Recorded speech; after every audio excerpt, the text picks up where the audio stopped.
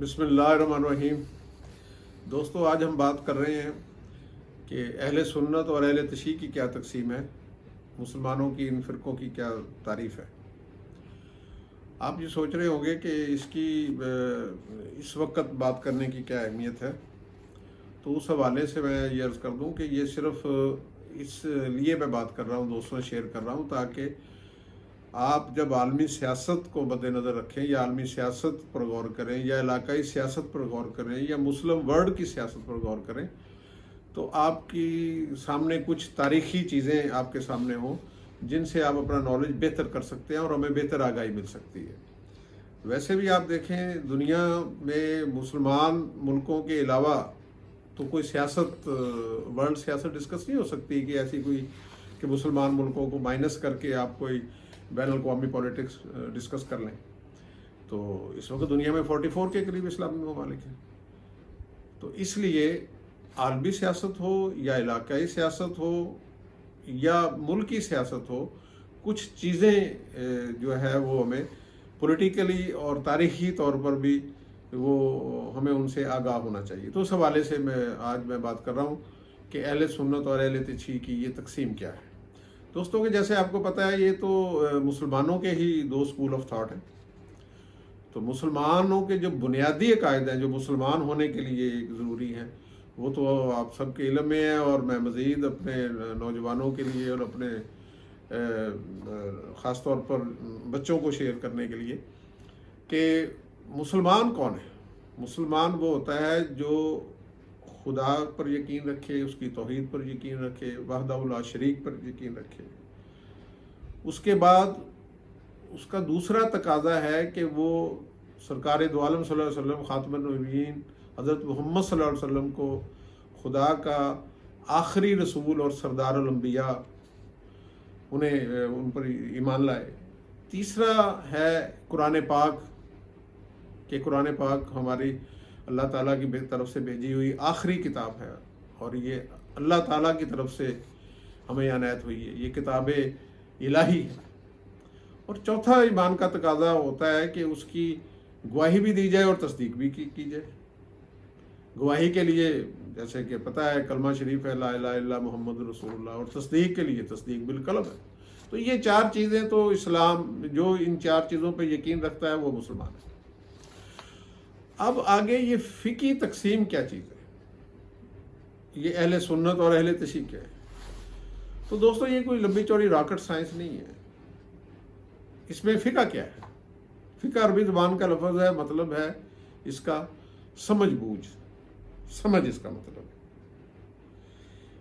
اس سے آسان آپ سمجھ لیں کہ اسلام میں فقہ کسے کہتے ہیں۔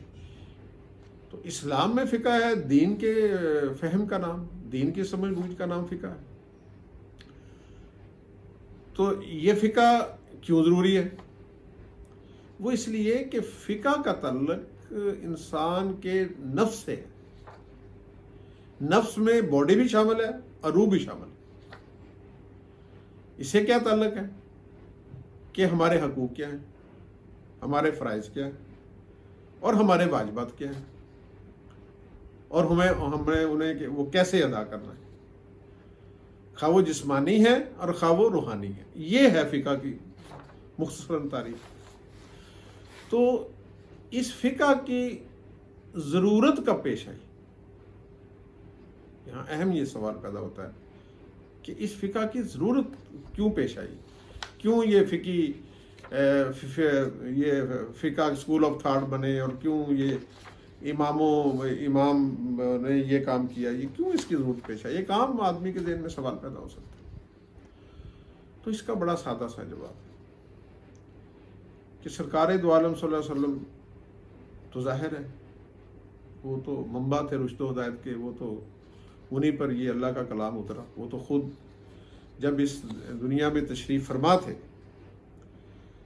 تو جو صحابہ اکرام تھے اس وقت جو مسلمان تھے تو وہ ان سے براہ راست فیض حاصل کرتے تھے، براہ راست رہنمائی تھی ان کے ہوتے ہوئے۔ تو نہ کسی اور کے فیض کی ضرورت تھی، نہ کسی رہنمائی کی، نہ کسی انٹرپریٹیشن کی، وہ تو رہبر کامل تھے۔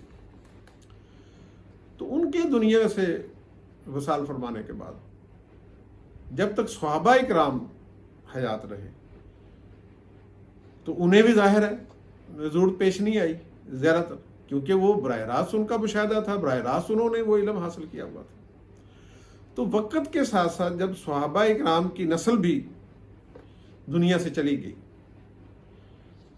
تو وہ جب اگلی نسل آئی جسے ہم تابعی کہتے ہیں، یہاں میں تھوڑی سی تعریف کر دوں، تابعی اور تبع تابعی۔ تابعی ان مسلمان حضرات کو کہتے ہیں جنہوں نے صحابہ اکرام کی زیارت کی ہو، ان سے ملاقات کی ہو، ان سے سیکھا ہو یا انہیں دیکھا ہو، یہ ان کی تعریف ہے۔ اور تبع تابعین انہیں کہتے ہیں جنہوں نے تابعین کو دیکھا ہو، ان سے بات کی ہو، ان سے ملاقات کی ہو، یعنی کہ یہ نسل اگلی نسل، یعنی کہ صحابہ اکرام کے بعد تابعی اور تابعین کے بعد تبع تابعین۔ یہ تابعی اور تبع تابعین کا سمجھنا اس لیے ضروری ہے کہ یہ فقہ کی جو تدوین ہے وہ انہی کے دور میں ہوئی۔ ظاہر ہے جیسے میں نے پہلے کہا صحابہ اکرام کو تو ضرورت نہیں تھی، تو جب تابعین کا دور آیا تو اس وقت لوگ ظاہر ہے کہ وہ جو براہ راست جنہوں نے سرکار دو عالم سے یہ فیض حاصل کیا تھا وہ تو دنیا سے چلے گئے، تو وہ پھر بات دوسرے تابعین کو سمجھنے کی ضرورت پیش آئی کہ فلاں نے اس وقت کیا کہا تھا، فلاں اس وقت کیا کہا تھا، وہاں اس وقت سنت کا تقاضا کیا تھا یا احکامات کیا تھے۔ تو اس سلسلے میں تابعین کے دور میں ہی یہ فقہی ہمارے جو مشہور ترین بڑے امام ہیں، حضرت امام ابو حنیفہ اور حضرت امام جعفر صادق، یہ دونوں ہی ہمارے جو امام ہیں یہ تابعی ہیں۔ اللہ تعالیٰ ان پر رحمت فرمائے اور ان پر راضی ہو۔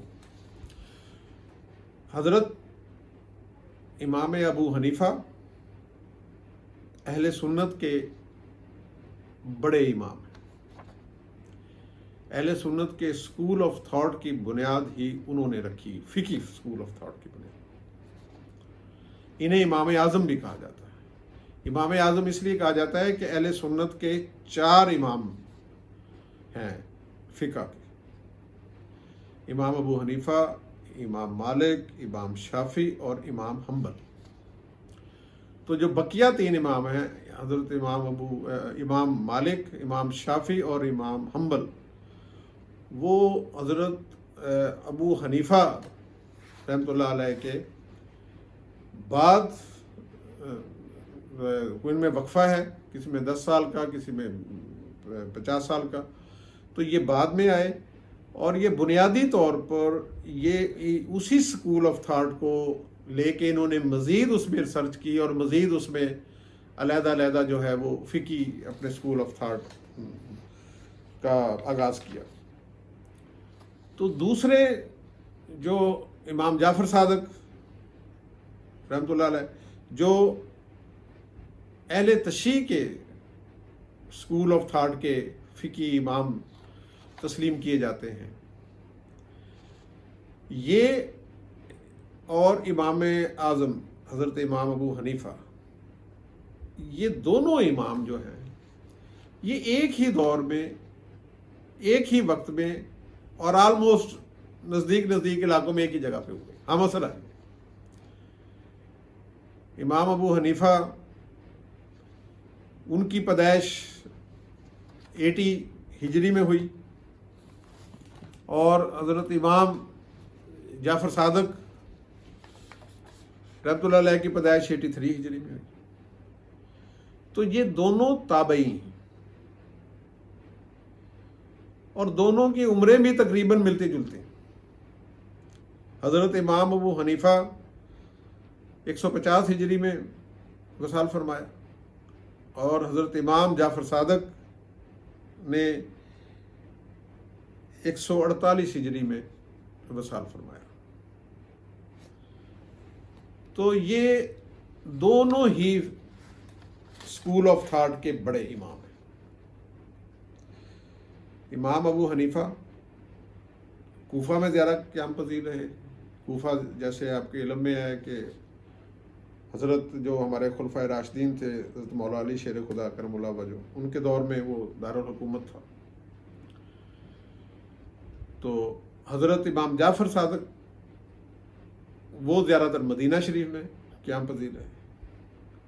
ان دونوں کی آپس میں ملاقاتیں بھی ہیں، اور یہ دونوں آپس میں دوست بھی تھے اور ایک دوسرے سے استفادہ بھی کرتے تھے. بلکہ میں تو یہ کہوں گا کہ بعض مورخین نے لکھا ہے کہ انہوں نے فیض حاصل کیا. خاص طور پر ان دونوں نے حضرت امام باقر رضی اللہ تعالیٰ عنہ، جو کہ امام حسین کے پوتے تھے، جو حضرت امام جعفر صادق کے والد تھے، ان سے بھی حضرت امام ابو حنیفہ نے وہ حاضری بھی دی اور ان سے فیض بھی حاصل کیا. تو یہ ایک ہی وقت میں یہ دونوں بڑے امام گزرے ہیں، فقی امام، جن کے اسکول آف تھاٹ کو فالو کیا جاتا ہے. دنیا میں، عالم اسلام میں ایک رف ایسٹیمیٹ کے مطابق 85% مسلمان جو ہیں وہ اہل سنت کے اسکول آف تھاٹ کو فالو کرتے ہیں،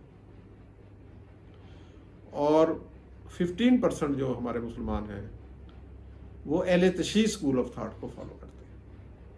اور دنیا کے جو 44 ممالک ہیں، ان میں کوئی 39 کے قریب ممالک ایسے ہیں مسلمانوں کے جن میں میجورٹی ہے اہل سنت کے اسکول آف تھاٹ کی، اور 5 ممالک ایسے ہیں مسلمانوں کے جن میں بڑی واضح اکثریت ہے ہمارے اہل تشیع بھائیوں کے اسکول آف تھاٹ کی.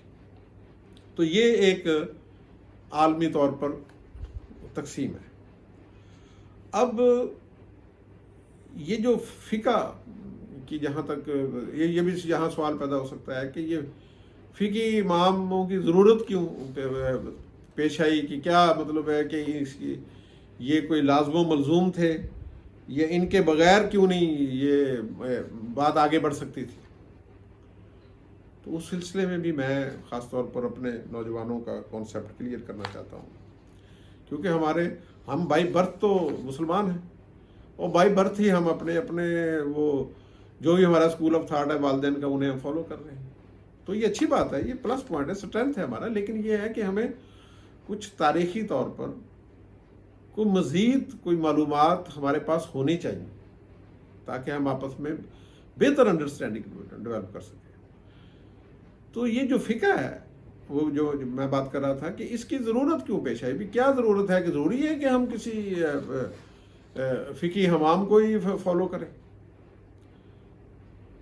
تو اس سلسلے میں دوستو یہ بات بڑی قابل غور ہے اور قابل توجہ ہے کہ یہ اپنی ویسے ہی مرضی نہیں ہے. قرآن پاک میں 4 جگہ حکم دیا گیا ہے، احکامات صادر فرمائے گئے تحقیق کرنے کے، سوجھ بوجھ کرنے کے، اور سمجھ کہ کیسے سمجھا جائے اس کے متعلق. اور یہ بھی واضح طور پر کہا گیا ہے کہ جو سمجھنے والے ہیں یا جو عالم ہیں اور جو نہ سمجھنے والے ہیں، ان میں بڑا فرق ہے. ایک تو یہ ہے کہ فقہ کی جو تاکید ہے وہ قرآن پاک میں ہے، یعنی کہ یہ حکم ربی. دوسرا احادیث مبارکہ ہیں جن میں یہ ارشاد فرمایا گیا ہے. تو ان کی روشنی میں ان جلیل القدر ہستیوں نے یہ ہماری رہنمائی کے لیے یہ فقہ کی تدوین کی، اس پر ریسرچ کی. یہ جو فقی امام تھے 4 اہل سنت کے اور 1 اہل تشیع کے، 5، یہ ایک عام آدمی نہیں تھے. عام آدمی سے مراد یہ ہے کہ یہ ہائیسٹ ان میں ہیومنز جو کوالٹیز ہو سکتی ہیں وہ ان میں تھی. ان کا تقوی، کردار، ان کا قول، ان کا فیتھ، ان کی ریسرچ. ایسے نہیں انہیں وہ امام قرار دے دیا گیا. اور آج تک 1400 سال ہو گئے ہیں، 1300 سال ہو گئے. ہم انہی کی جو تدوین شدہ فقہ ہے اسی کی روشنی میں آگے بڑھ رہے ہیں. جدید ریسرچ بھی ہو رہی ہے تو انہی کی روشنی میں ہو رہی ہے. تو انہوں نے جو پرنسپلز طے کیے، جو ہمیں آؤٹ لائنز بتائیں، تو آج بھی امت مسلمہ انہیں ہی فالو کر رہی ہے اور وہ دور جدید کے تقاضوں کے مطابق دور زندگی بھی بسر کر رہے ہیں اور اپنے علمی تحقیق کو آگے بھی بڑھا رہے ہیں. آپ اندازہ لگا لیں کہ یہ اور بھی، میں ویسے اپنا ان چاروں اماموں پر ایک علیحدہ ویلاگ کروں گا، ان کے حالات زندگی پر اور ان کے جو علمی ریسرچ ہے. ظاہر ہے کہ اس مختصر بات میں وہ آتا نہیں ان کا کیا جا سکتا، لیکن یہاں بات میں ہو رہی تھی کہ ان کے کردار کی، تقویٰ کی، کہ یہ کس قسم کے لوگ تھے. ان کے متعلق ایک ان دو جو ہمارے امام ہیں، امام اعظم حضرت امام ابو حنیفہ اور حضرت امام جعفر صادق، تو ان کے متعلق میں تھوڑی سی انفارمیشن شیئر کرنا چاہوں گا کہ یہ دونوں جب پیدا ہوئے ہیں تو اس وقت اموی حکمران، اموی حکومت، اموی سلطنت یا بنو امیہ کی خلافت، جو بھی آپ انہیں نام دے دیں، ان کی حکومت تھی. اور جس وقت ان کی وفات ہوئی ہے اس وقت بنو عباس کی حکومت تھی. یعنی کہ وہ دور چینج ہو گیا، ان کی زندگی میں ہی چینج ہوا، بنو امیہ سے بنو عباس. اور ان دونوں اماموں کی زندگی، ان دونوں حکومتوں میں تلخ ترین ادوار سے گزری. اس کی تفصیلات یہاں اگر بتائی جائے تو بہت لمبی ہو جائے گی بات، انشاءاللہ پھر بات اس پر کریں گے. کہ دونوں بنو امیہ سے بھی اور بنو عباس کے حکمرانوں سے بھی، ان دونوں اماموں کے تعلقات ظاہر ہے، جیسے میں نے پہلے کہا کہ یہ تو کردار اور تقوی کے اعتبار سے مینار تھے، مینار نور تھے. تو بادشاہ ان سے کیسے خوش ہو سکتے تھے؟ بادشاہوں کو تو اپنے مصاحب چاہیے ہوتے ہیں. آپ اندازہ لگا لیں کہ حضرت امام ابو حنیفہ کو عباسی خلیفہ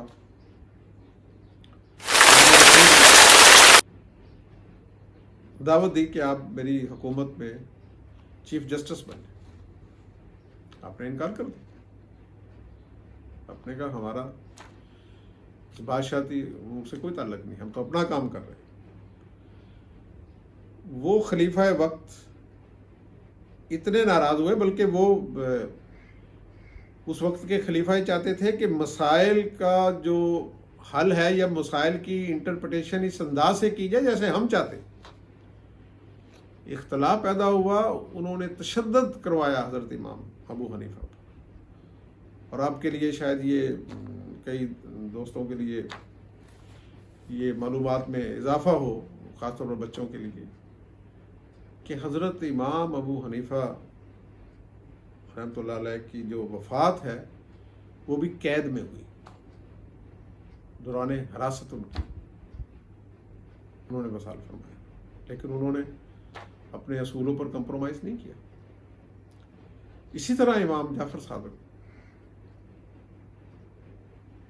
رحمۃ اللہ علیہ کا آپ ان کی زندگی دیکھیں، کس قسم کے مشقت، جبر، تشدد، کون سے حربے تھے جو حکمرانوں نے ان کے خلاف استعمال کیے.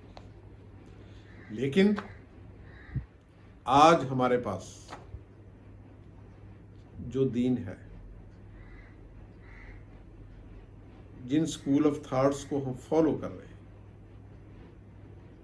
اپنی اصلاح کے لیے، اپنے نفس کی اصلاح کے لیے، باڈی کی، روح کی، وہ انہی جلیل القدر ہستیوں کا مرتب شدہ ہے.